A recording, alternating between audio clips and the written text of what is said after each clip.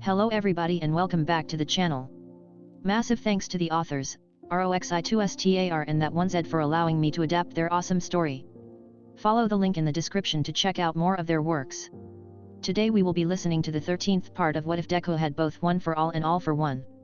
If you enjoy, please consider liking, commenting, and subscribing down below, and don't forget to hit that bell icon so you get notified when videos go live.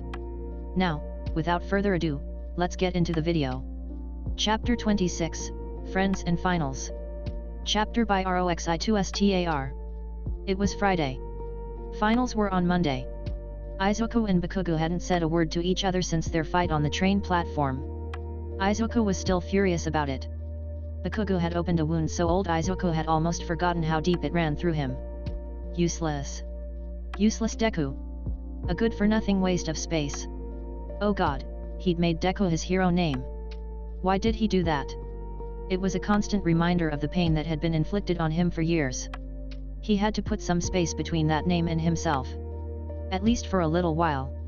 He'd consider changing it entirely but couldn't bring himself to do the paperwork yet.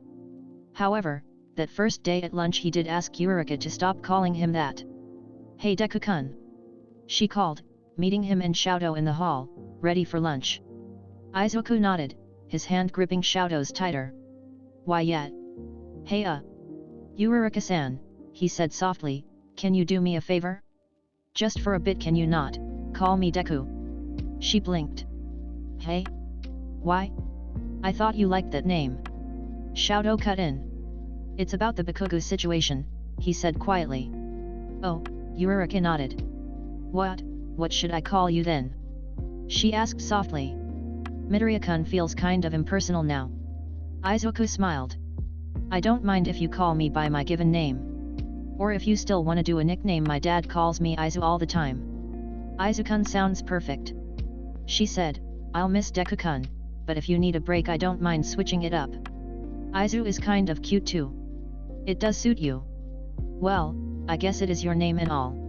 He let go of Shoto to hug her, pulling her flush against his chest. "Thanks." "Okiko," he said softly, "is that okay?" Okiko squeezed him right back. "Okiko is great. We're like best friends, Izu-kun. I'd love to be on a given name basis with you." Shoto rubbed Izuku's back as they parted, and the three of them set off for the lunchroom to meet Ida and Shinsu. Izuku felt a lot lighter without the name Deku hanging over him. Back to Friday. Izuku was packing his laptop back into his bag. Shoto stood next to his desk, ready to go. Bakugo, like every day, left the room as soon as he was done, a timid Kirishima following after. Now that Izuku thought about it, Kirishima hadn't spoken to him either.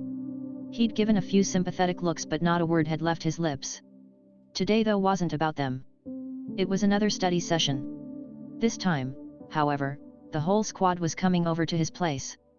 Shoto seemed to be in a better mood about having all of them there, as opposed to just Shinsu. Izuku still couldn't figure out for the life of him why they didn't get along, but at least they could be civil for the sake of the group. The five of them met at the door and left for Izuku's apartment together. "It's kind of exciting," Yurika said. Tinya looked down at her, a smile playing on his lips. "Seeing Izu's house. We should do it at your place next time, rich boy." "We certainly can. We have a small library that makes for a wonderful study spot," Tinya said. The Ida household was quite large. He'd always liked the library. It reminded him of when he was younger, when his grandfather read to him in a quiet voice as Tinya and Tensei sat on the floor together listening. "Oh man, really?" Midoriya asked as he unlocked his door. "Well, I don't have a library or anything, but your home is lovely," Todoroki finished for him, offering Midoriya a small smile. Seeing his friends happy in their relationship always brought a smile to Tinya's face. While it might have been his fault entirely that they had gotten involved with the hero killer, every time Tinya saw the image of Midoriya in that evil man's arms he wanted to scream. He was still happy to see something good had come out of that awful affair. Shinsu gave a tired nod. "Yeah. Hey, can we get that takeout again? I've been dreaming about that ramen." Midoriya led them all inside. "Of course we can. I'll literally never say no to Akira's. I have an addiction," he joked. Tinya followed the group inside, removing his shoes and gently placing them on the shoe rack next to the door. Midoriya's apartment was nice. Very much on the small side, if you asked Tinya, but he supposed it was just him and his father living here. The neighborhood also seemed somewhat sketchy, and he was sure Midoriya-san could afford to live in a nicer area. He was a top-level quirk consultant working at Japan's most prestigious hero school. While they probably wouldn't qualify as rich the way Tinya's family did, he had no qualms about pointing out his own privilege. They certainly had more than enough to leave a shabby apartment in a bad part of town. However, as Tinya stepped into the living room, he did have to admit there was a charm to the place. Being so small made the space feel cozy. The couches, while old, looked plush, covered in cushy pillows and soft blankets. There was a vague scent of apples and cinnamon that filled the room, putting Tinya at ease. The television was sizable, set in a large entertainment center. DVDs and pictures were filling all the available space. And in the corner of the room, Tinya noticed a small shrine. Yurika was the first to examine it. "Aizu, is this your mom?" she asked, crouching down to look at the photo. Midoriya, who'd already taken a seat on the floor, his legs pressed against Todoroki's, nodded. "She's so pretty. And wow. She really looks like you." Tinya's curiosity got the better of him. He was quite familiar with Midoriya's father. While the two shared almost the same temperament, their physical looks couldn't be more different, aside from a smattering of freckles on their faces. He moved to stand behind Yurika, looking at the photo in question. Midoriya's mother was indeed beautiful. She had Midoriya's dark green hair and his same wide green eyes. She was smiling in the picture, giving her the same softness that often seemed to surround his friend. "She very much does look like you," Tinya said. It was almost amazing how much of a carbon copy of his mother he was. Midoriya hummed in response. "Yeah, when I was a kid Dad would always say that too. Used to joke that anyone could be my dad since I looked so much like my mom." Todoroki made a small noise that Tinya could only describe as laughter before leaning into Midoriya. "Say, All Might, for example." "Shouto." Midoriya looked scandalized. "Stop that." He turned his attention to their books. "What should we work on first?" As he spoke, Todoroki seemed to squeeze closer into his personal space, an arm sliding behind his back between him and the couch. Next to Tinya, Yurika frowned watching them. Her frown vanished into a smile at once. What was that about? Todoroki and Midoriya made a very sweet couple in Tinya's opinion. Perhaps she was uncomfortable with their public display of affection? That couldn't be right. Yurika was a very affectionate person herself. Perhaps, jealousy? Over who? Midoriya maybe? They were rather close. Did Yurika like Midoriya? That hurt.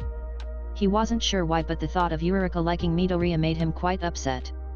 She was such a lovely girl with strong convictions and an earnest personality. Perhaps it just hurt to see her in pain. It must be very difficult to see the object of one's affections in a very happy relationship directly in front of you.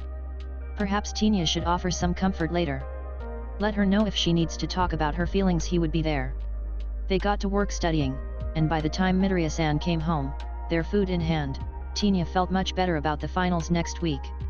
The rest of the evening was spent eating and chatting happily. The six of them crowded Midoriya's kitchen table, Midoriya and his father both sitting on old folding chairs they'd pulled out of the closet. "This beef stew is spectacular," Tinya said. "I'm glad," Midoriya said happily. "I love Akira's so much." Shinsuke gave a soft groan across from Tinya. "It's better this time." "How is it better?" he asked. "Look at this egg. You see this shit, Ida? It's perfect." Tinya nodded. "It does look like it's cooked to perfection." He rivals Lunch Rush. Yurika's mouth was so full of food that her already round cheeks were distended. She swallowed with a loud gulp. "No way, Ida, this is better," she cried. "He has to have a quirk or something, right? Man Aizu, how am I supposed to live knowing this food is here, just a few blocks from your house? Can I move in?" "You're welcome to stay anytime, Cheiko," Midoriya said. "Don't you live alone right now?" "Yeah, it's a bit rough, but I'm making it work. I'm gonna be a hero no matter what it takes," she said, taking another large bite of food. "It's so good." Midoriya-san swallowed his bite of katsudon. "So, Aizu, what do you want to do for your birthday?" "Your birthday is coming up," Todoroki asked softly. "It's the 15th, Midoriya-san said. "Do you want to just do something with your friends? Exams will be over then, so you can use it as an excuse to let loose before the training camp." That's not a bad idea, Midoriya said, placing his finger on his chin in thought. I dunno though. I think I just wanna do something small. Maybe we could go bowling? It's on a Saturday, so we'll all have off. Ooh. Bowling sounds fun. Eureka cried. I have to agree. I don't think I've gone bowling since I was a child, Tenya said before taking another bite of beef. Shinsu nodded, his mouth full. I've never been, Todoroki said softly. Sounds fun. That seemed to solidify the plan in Midoriya's mind. Perfect. We're going bowling. Tenya then asked, what might you want as a gift? Midoriya flushed deeply, shaking his head rapidly. No gifts. He said. He held his arms up. Absolutely no need for gifts. Really, just hanging out with you guys is enough please. Todoroki spoke up.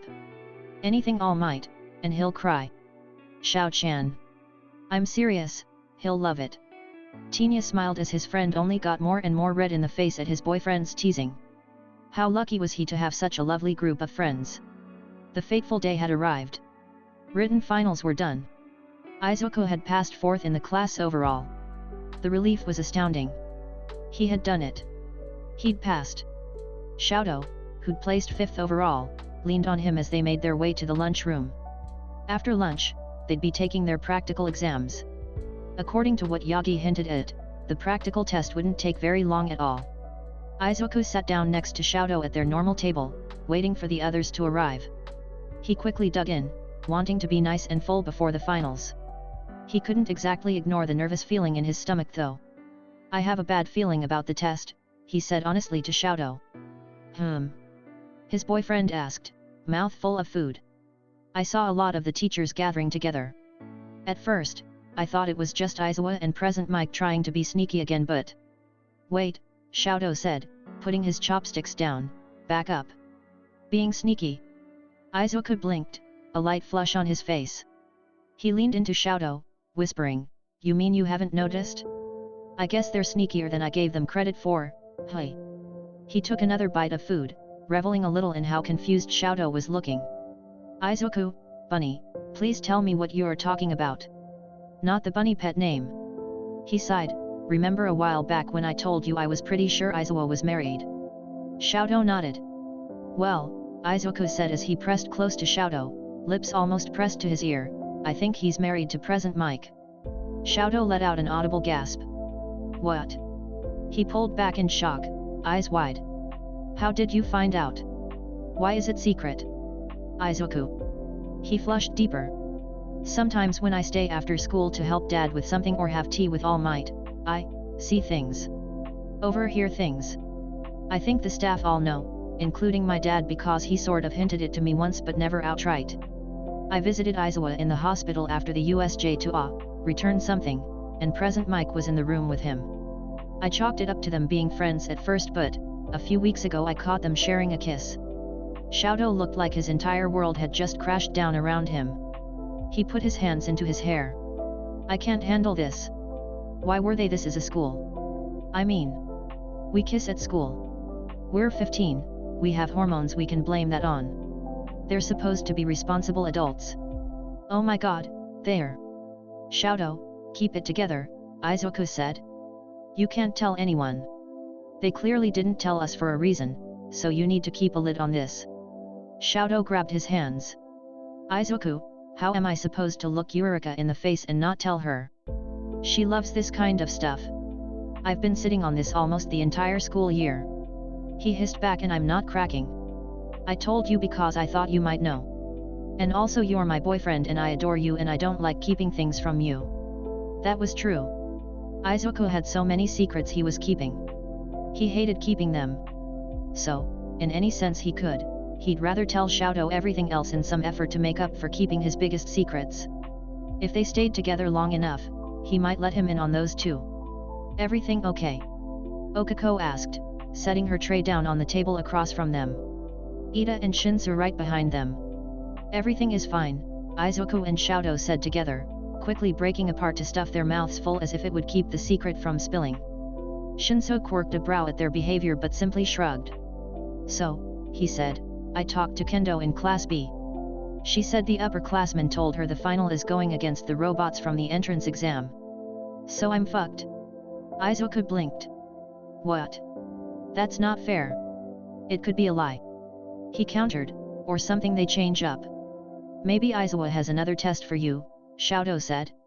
Izuku smiled, that was kind of him. Izuku is right, it wouldn't be fair. Since when the fuck do you care what happens to me? Shouldn't you be cheering that I'll fail and probably be kicked out of the heroics track? Shinsuo asked, you know. Since you hate me. Todoroki-kun doesn't hate you, Shinsuo said Ida. Shoto cut him off. No, he's right, I hate him, he said, but just because I have a personal hatred towards you doesn't mean I want you to fail. You have the instincts and the heart of a good hero. I want you to become one. I'd just rather you did it as far away from me as possible. Why do you guys hate each other? Izuku asked, I genuinely don't get it. I hate Todoroki because he's an asshole, Shinsuo said. He hates me because, well, that's beside the point. He closed his eyes and rubbed the bridge of his nose. I'm getting a fucking headache just thinking about all of this. I cannot believe this. I just got here. Oh, Shinsuo-kun, don't worry, Okako said, rubbing his back. If Aizawa wants to make you go against the robots, we'll all fight him on your behalf. Right.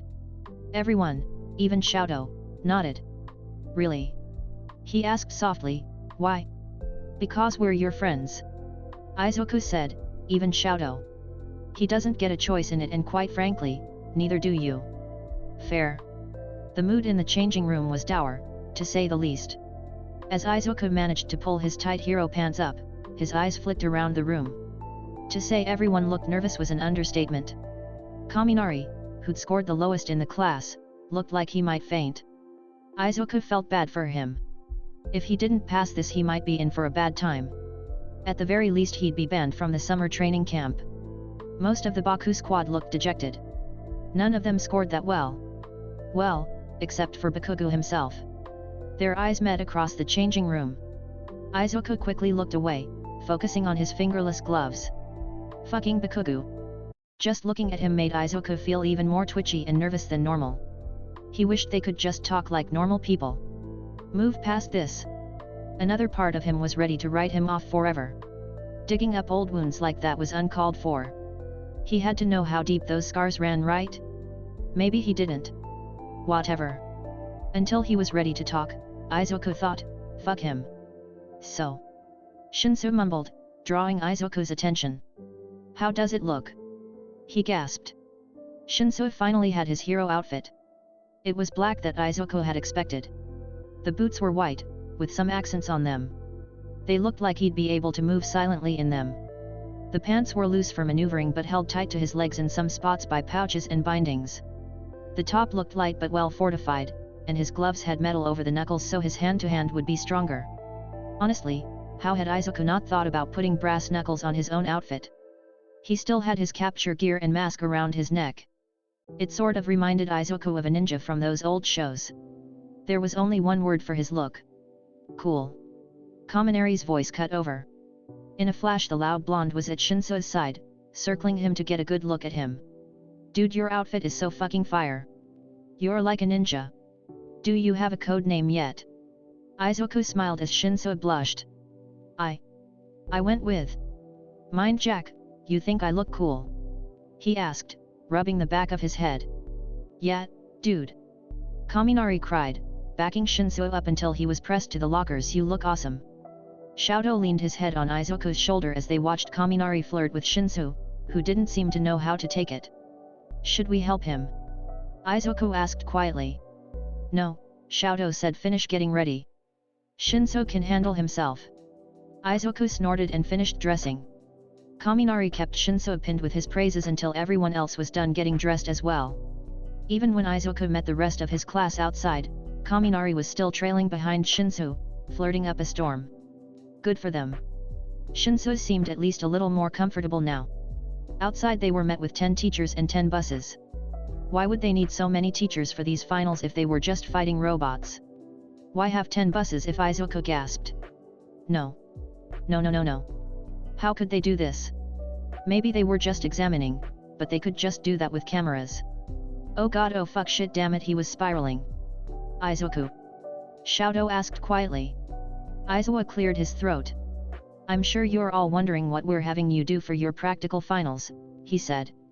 You're going to be split into 10 teams of 2, then each team of 2 will be assigned a teacher you have to take down. Nightmare scenario.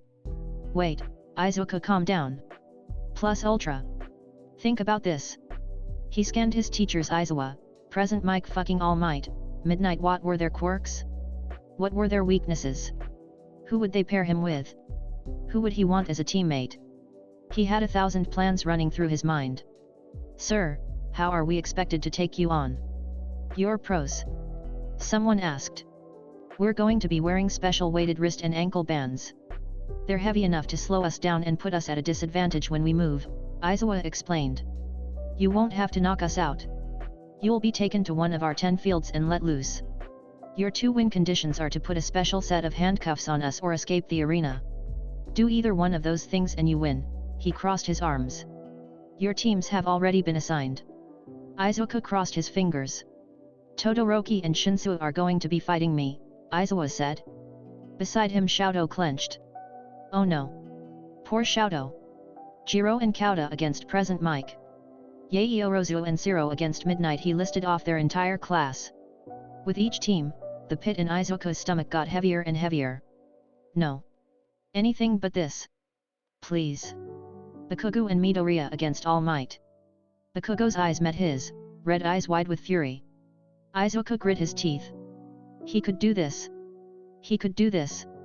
Fuck everything and everyone. Especially fuck Bakugo Katsuki. He was Deku, damn it. He was going to win. Chapter 27, Bakugo Katsuki Shinsu Hitachi. Chapter by Roxi2Star. Aizawa sat on the opposite side of the bus from Bakugo. He wasn't sure what he was going to do. This was the worst case scenario. But that was obviously their intention. When he looked at who was paired with who, it was clear what they were trying to accomplish. Every person had their own hurdle to overcome and he could clearly see his own. They wanted to test how he'd do against someone he didn't get along with. Aizawa wasn't a fool. He knew he got along well with the entire class, and was fairly certain he could make a plan to work with anyone against any teacher and win. Except for Bakugo. Because as it stood, they couldn't stand to be in the same room. On top of that, this was against All Might. All Might was his friend. Like an uncle. Not only that, he looked up to him and respected him so deeply it was a core personality trait at this point. It's been years and he still gets caught up thinking about All Might. Maybe it was because there was still some disconnect in his brain between All Might and Yagi, but he didn't see All Might in his kitchen wearing bunny slippers, he saw Yagi do that. In return, it wasn't Yagi who could throw trucks, and defeat villains. That was All Might. No. They were the same person. He had to realize that. Yagi was All Might. Okay. Cool. All Might was his dad's best friend. The guy who loved Katsuden, sucked at bowling, and put the milk carton back in the fridge when it was empty. That same guy could probably kill him with a flick of his fingers. He was going to have to escape. However, if he did that, what would happen to Bakugo?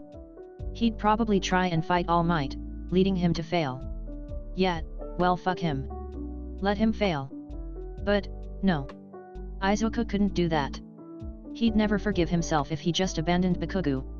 He'd be the reason his classmate failed. And they'd probably fail him too for not cooperating. He looked over at Bakugo. He had his eyes trained on his hands, clearly in deep thought. The lesson here was teamwork. Aizawa was willing to try, one last time. If he and Bakugo could get through this, who knows? They could start over one more time. He'd be willing to hear Bakugo out on how he wanted to handle this at least. His quirk was great. He had control like no other. They could make all kinds of crazy escape plans and leave the field laughing together. Wouldn't that be nice? The bus stopped. All Might stood, and motioned for them to follow. Their field was a large urban area. Okay. You two are going to go into the center. After 3 minutes, I'll follow you inside. From there, you'll have 30 minutes to either escape or cuff me. He pulled out 2 sets of handcuffs, one for each of them. So, are you ready? He asked them. As I'll ever be, Aizawa said, putting the handcuffs on his belt. Bakugo. Let's move. Don't tell me what to do, he snarled. Izuku rolled his eyes. Not off to a great start. Fine. Do what you want, he said, before walking into the field. The center was marked for him. Izuku gave their surroundings a look over as Bakugo stomped into a building near the spot. So, Izuku said, how do you want to handle this? He scoffed. I'm going to fight him. You're going to leave. You know that won't work, right? He asked. Are you being stupid or are you trying to fail? Bakugo went to argue, but Izuku cut off his next words. They want us to work together. That's very clearly what this is. That means All Might isn't going to just let me waltz out of here. If he sees us not working together, he might just incapacitate you, then go for me. We'll both fail then. I'm strong enough to. No, you aren't. Neither am I, Izuku snapped. We are going to have to do this together if we want to win. You want to take him on? Fine. We can take him on, but you have to work with me. We know how the other fights. Do I? He snarled. Yes. I know how you throw. Pain. Danger sense. Izuku jumped, landing on top of Bakugo as the wall he was standing next to burst down. All Might stepped into the building. Property damage means nothing to a villain like me, he called, placing his hands on his hips. They landed harshly in the rubble. Izuku was up on his feet. Let's go, he cried, grabbing Bakugo with full cowling and running out into the street. If we stay inside, he'll bring the whole building down on us, he said. He put Bakugo down. I'll try and lead him down an alley while Bakugo. All Might was on the street with them. And Bakugo was running right towards him, explosions propelling him forward. Damn it, Bakugo. Die, All Might! He yelled. All Might grabbed him out of the air by his head. Izuku stood frozen. Young Bakugo, you know you can't beat me by yourself, right? All Might asked, though you're pretty good, most people freak out when you grab them by the head. Bakugo struggled in his grip, probably trying to build up enough sweat for a large explosion. That might be Izuku's out. If All Might is stunned by the blast, he can. If passing means I have to rely on him, I'd rather lose. I'd rather lose. Choosing to lose? That wasn't Bakugo. He didn't give up. Ever. Was he really this torn up? So upset with Izuku he'd throw away his pride and fail? What, so he doesn't have to look at him? That was infuriating. One for all, 20%, Izuku growled. His body groaned and creaked, but he didn't care. Bakugo needed a fucking wake-up call. His body slammed forward and into the air with frightening speed. He was going to save him, whether he liked it or not. This was personal now, they were both passing this test. Even if he had to break his legs. Smash! He cried, his foot connecting with All Might's face. The crack under his metal sole told him he'd certainly hit him hard enough. He let go of Bakugo. Izuku grabbed him and bounced off All Might's chest back into the air. He landed, holding Bakugo over his shoulder as they turned down a street. They needed to hide and try to formulate a new plan. Or they were going to fail. Katsuki hated this. He hated Deku. He hated how strong that kick had looked. Have you been able to do that this whole time? He asked, struggling in his grasp. Fuck, he was like a vice grip. No. Deku cried, that was way stronger than I can normally manage. I just got so fucking pissed off. Oh, and what reason do you have to be pissed, huh, nerd? Katsuki found himself flying through the air before his back hit the concrete hard. Deku was over him, a metal sole on his arm. I'm pissed because you're giving up. Bakugo, Katsuki doesn't give up. Hypocrite. Katsuki snarled, you're such a filthy fucking dammit. Fuck you. How am I a hypocrite? My whole fucking thing is never giving up. You gave up in our fights. Deku put his face into his hands and screamed. No. Bakugo, I never threw a single fight. He yelled, get up, we have to keep moving. He snarled and hoisted Katsuki onto his feet, dragging him by the arm. Is that your fucking problem? You think I let you win sometimes? That's literally what I've been saying this entire fucking time. Deku turned another corner. Well, here you go. Never threw a fight, he said. Not once, he sighed. Now, are you ready to fucking work together, or is there more to your tantrum? Katsuki snatched his arm back. Tantrum? Fuck you. You said you're afraid I'll hurt people if you don't fight me. What the hell is that about? Deku turned to face him. Because before the fights you did hurt people. Me. All the time, he said. Or do you not remember using your quirk on my arms to see how hot your explosions got? Bikugu, you bullied me. Katsuki stopped. Bullied him? That wasn't what that was. I wasn't bullying you. I was putting you in your place. We thought you were quirkless. And yet you still kept trying to be a fucking hero. Kept trying to help me. I was stronger than you and you kept looking down on me, trying to help me and shit. But you were quirkless. You couldn't be a hero without a quirk, and if I didn't break you the world would have. Or you would have died. He probably should have seen the punch coming. Fuck you.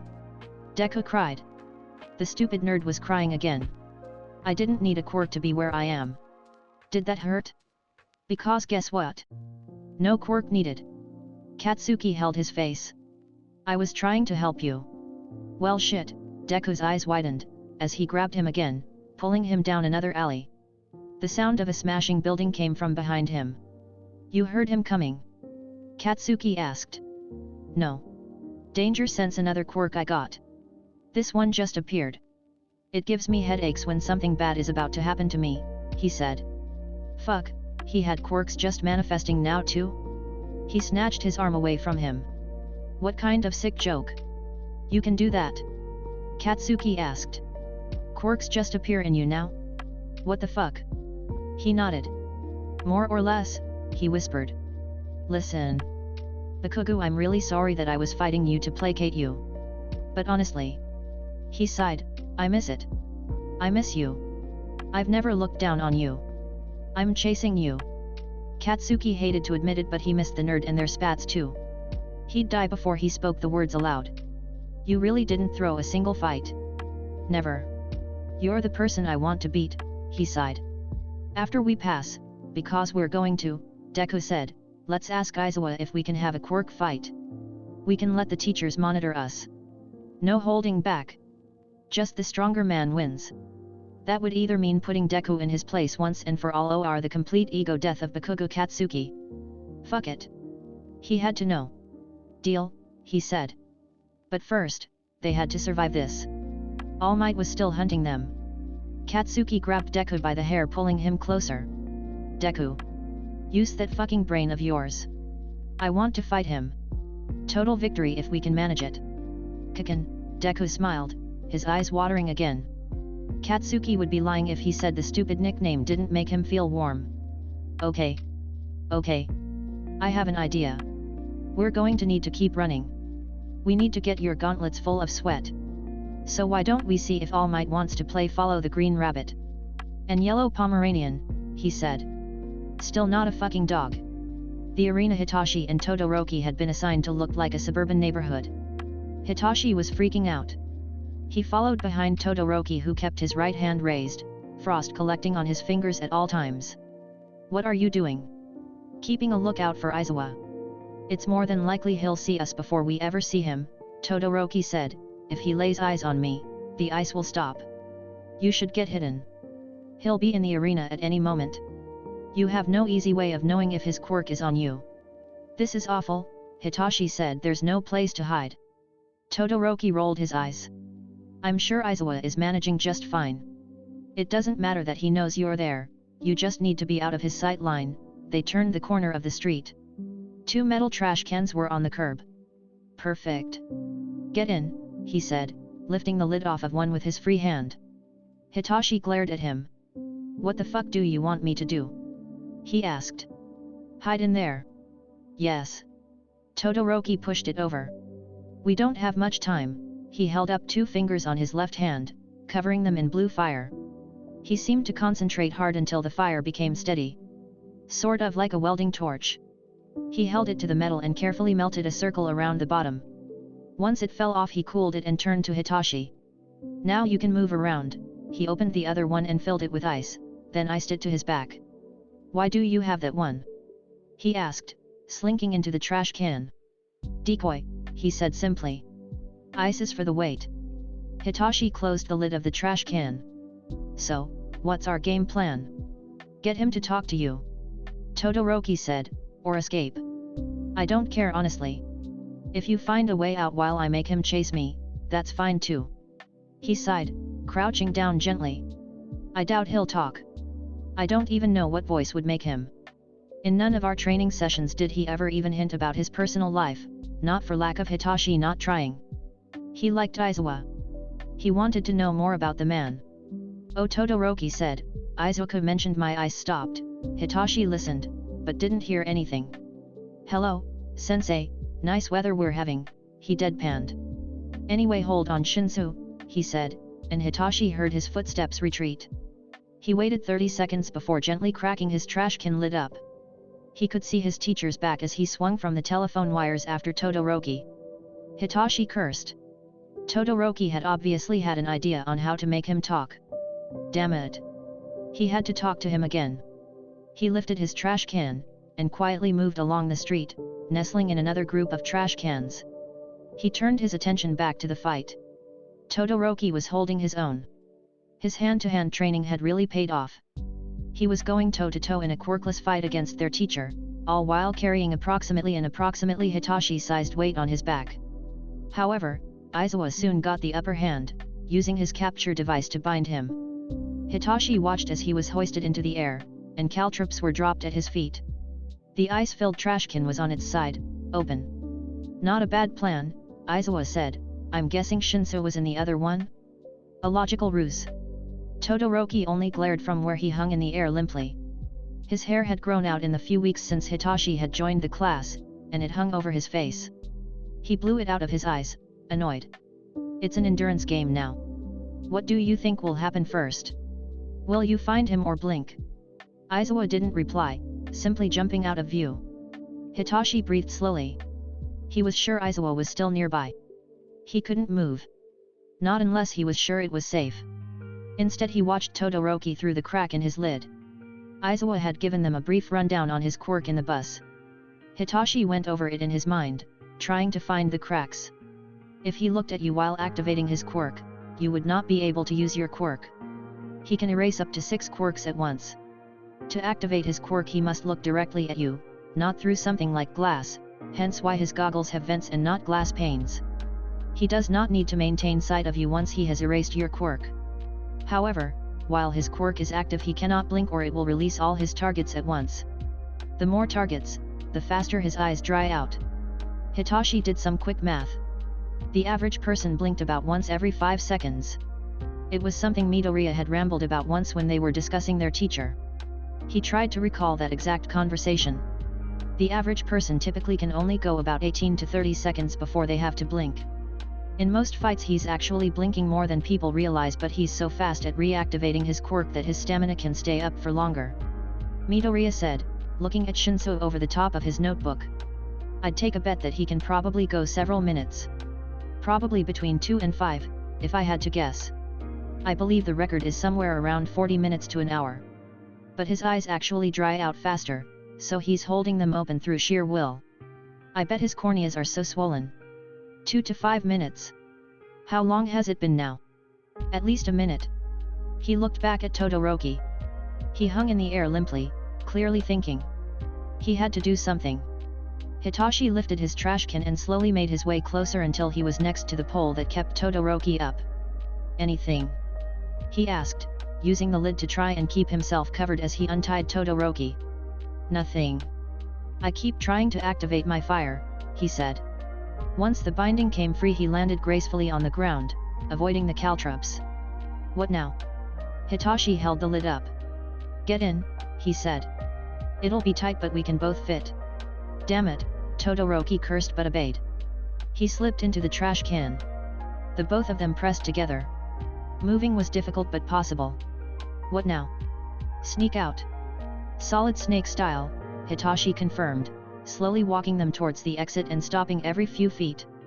The downside is there's no way of knowing if he sees us. Todoroki hummed, before the trash can became colder. My quirk is back. He must have blinked, he said. I have no idea what Solid Snake is. Is it a type of snake? Hitachi blinked as they paused the trash can. You never played Metal Gear Solid? Classic video game. He was quiet for a long moment. Finally he said, I've never played a video game. My father didn't allow me to. That made Hitachi pause. That seemed weird. Endeavor was a pro-hero, wouldn't he have spoiled the fuck out of his kids? Actually, now that Hitachi looked back, he couldn't remember Todoroki really getting any of his frankly very tasteful pop culture references. It was like he'd lived under a rock. But his dad was literally a pop culture icon? Was he just sheltered? There was also the phrasing of "didn't allow me to" and the harsh tone of his voice. Harsher than normal. Really? He asked, setting out bait. I'd have thought with you being a rich kid your dad would have bought you everything you asked for. He snorted in response. The breath of air is cold against Hitachi's neck. Unless it was training or pain, my father never gave me shit. Endeavor is a bastard, not some loving father he'd lead the public to believe. What? He beat my mother so badly she had a mental breakdown and permanently disfigured me. To think of him buying me video games is fucking pathetic, he snarled quietly. I've never really owned anything before. Holy shit. Hitachi had Todoroki all wrong. He wasn't a spoiled rich asshole. He was a traumatized rich asshole. Who knew the number 2 hero was a child-abusing, wife-beating scumbag. That shit made his blood boil. Oh. Yeah. That's, my dad used to beat the shit out of my mom too. She, divorced him. But he was a broke loser with no cash for a lawyer. So not exactly the same situation, but... Todoroki sighed. We're really too much alike. Is that why you hate me? Yes. Izuku did the same thing to you he did to me. Just decided you were his friend and pulled you in, and I thought I was special, he sighed. He sounded like a wounded kitten. Well. There was an image he'd never get out of his head. Kidiroki. Fuck. He couldn't hate on the guy anymore. He was basically an abused cat.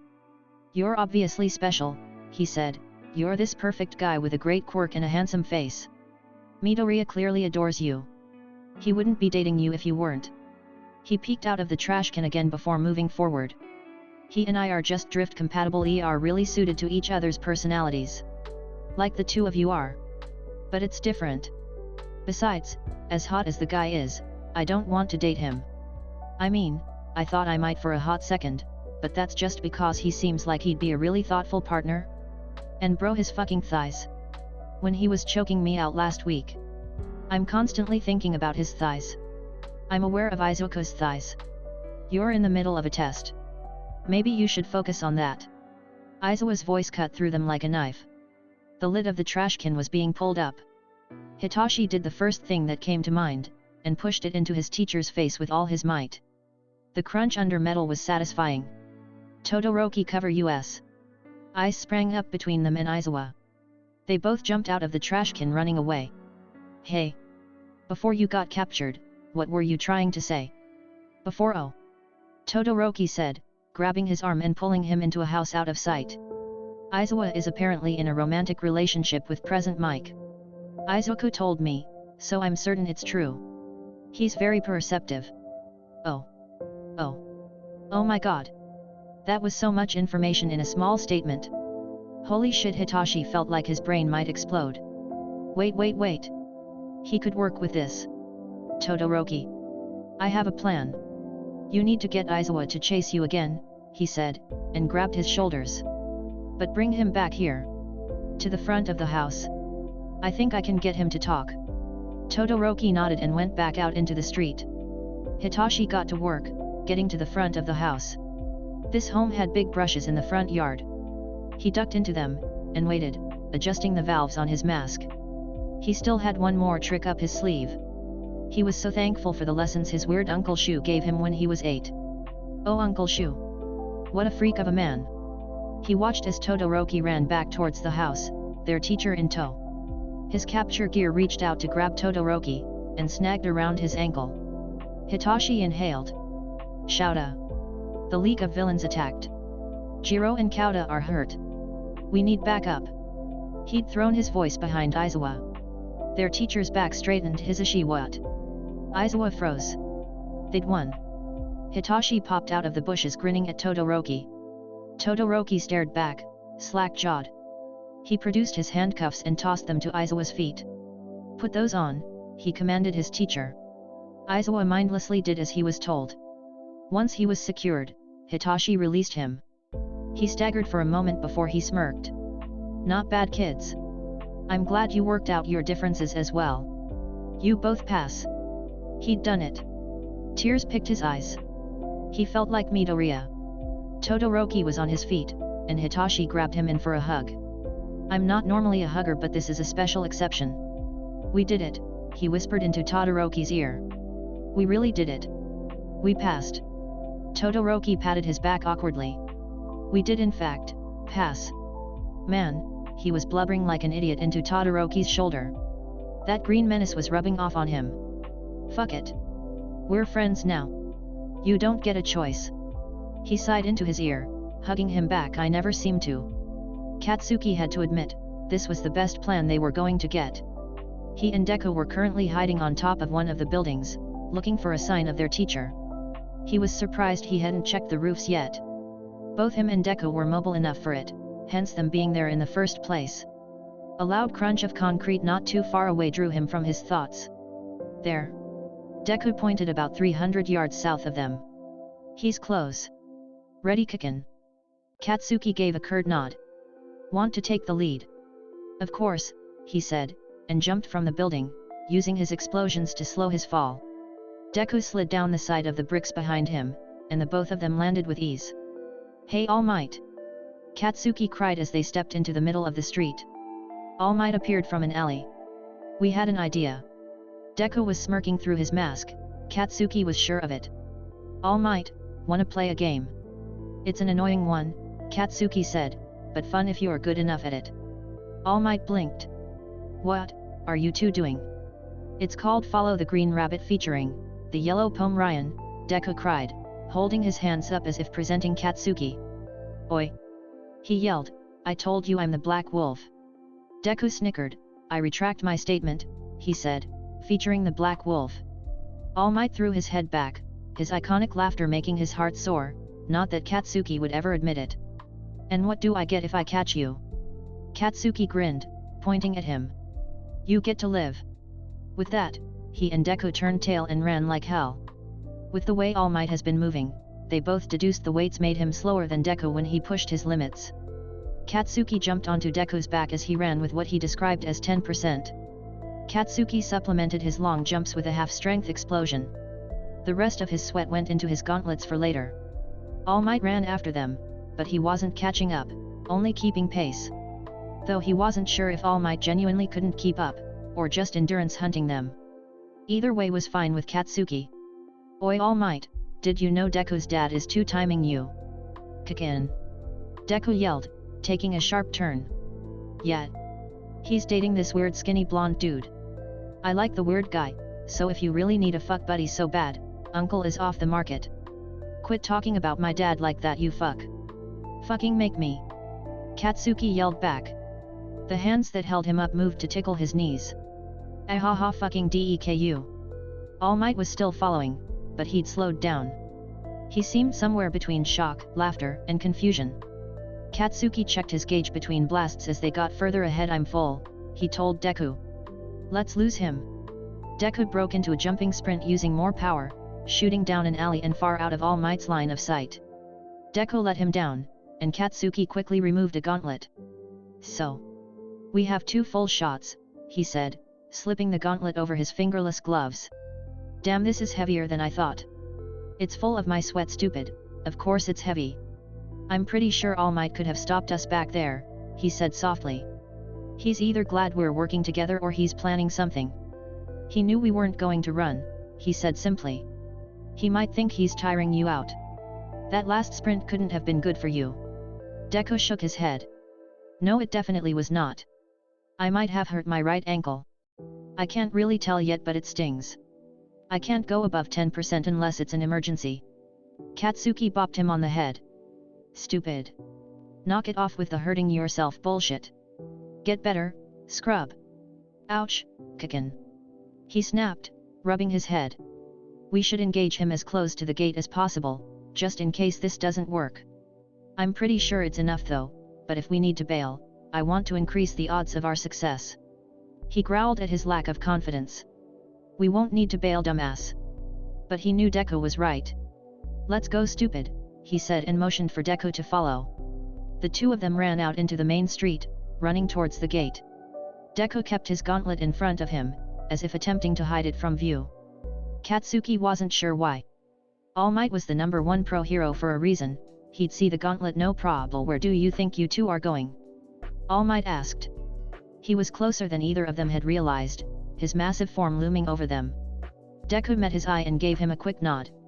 They raised their gauntlets up together, both of them screaming, "Die!" The explosion was massive, even in Katsuki's standards. The smoke was thick, and his shoulder hurt like a bitch. He prepared a barrage of explosions as Deku's quirk crackled around him. But a massive punch from All Might cleared the smoke. Deku threw up his shield in front of them both, protecting them from the hit. A large crack ran through it. "Shit," Deku cursed. "Can't use that guy, oh shit." Katsuki found himself being flung back. Not because of All Might, Deku had thrown him back and tanked the hit. All Might had punched the nerd so hard he puked. "Keika can run!" he cried. All Might grabbed him by the face, much like he'd done to Katsuki earlier. Katsuki was frozen. He should run. The gate was right there. He'd make it. But Deku, he snarled. No, damn it. He was Bakugo Katsuki. He was going to be the next #1 hero. True heroes always beat the bad guy and save all the people. But All Might was too strong. He couldn't beat this bad guy. Damn it. He was going to save all the people. "Fuck you, Deku!" he yelled, charging forward. He pulled his hand up, aiming at All Might's face. "Die!" he screamed, letting off another massive blast. Deku fell to the ground in a heap. Katsuki jumped back, grabbing Deku and slinging him over his shoulder. Fuck, he weighed a ton. It didn't matter though. Katsuki ran like hell. All Might was already on their tail. He held Deku over his shoulder, his other hand exploding them along. All Might was right on top of them, the gate was right there. All Might winded up his fist. Katsuki was across the line. All Might stopped at the gate. Aha! He laughed, throwing his head back. Very good teamwork. He fell to the ground. He and Deku were tangled together, but at this point he didn't care. Exhaustion filled Katsuki's bones. "Did we pass?" Deku asked timidly. "You passed," All Might said, now standing over them happily. "I'm very proud of you both. I take it your fight is behind you." Deku looked at him, his head cocked. The silent question was it really though? He sighed. Deku didn't throw the fights. He wasn't looking down on him. Katsuki had hurt him before. They were both wrong as much as he hated to admit it. Katsuki more so. Did he want the fight to be over? Honestly? Yes. He hated it, but he fucking missed Deku. Obviously. "We're fine. The fight is done." The stupid nerd's eyes were watering. "Kick in," he cried, pulling Katsuki up closer and hugging him tight like a vice grip. I'm so," he sniffled into his hair. Disgusting, but Katsuki was too tired to stop him happy. "I passed and Kikin is my best friend again." "Shut the fuck up, nerd," he grumbled. All Might chuckled, and picked them both up, holding them with one arm each under his armpits. "Let's get you two some medical attention." Deku ended up crying the whole bus ride there while clinging to him like they were four. Katsuki couldn't even bring himself to complain. Alright, that's where we'll leave off for the day. Thanks so much for listening along with me today. If you enjoyed, please like and comment down below and check out the video or playlist on the screen for more content from me. I look forward to seeing you next time. Ciao for now, lovelies.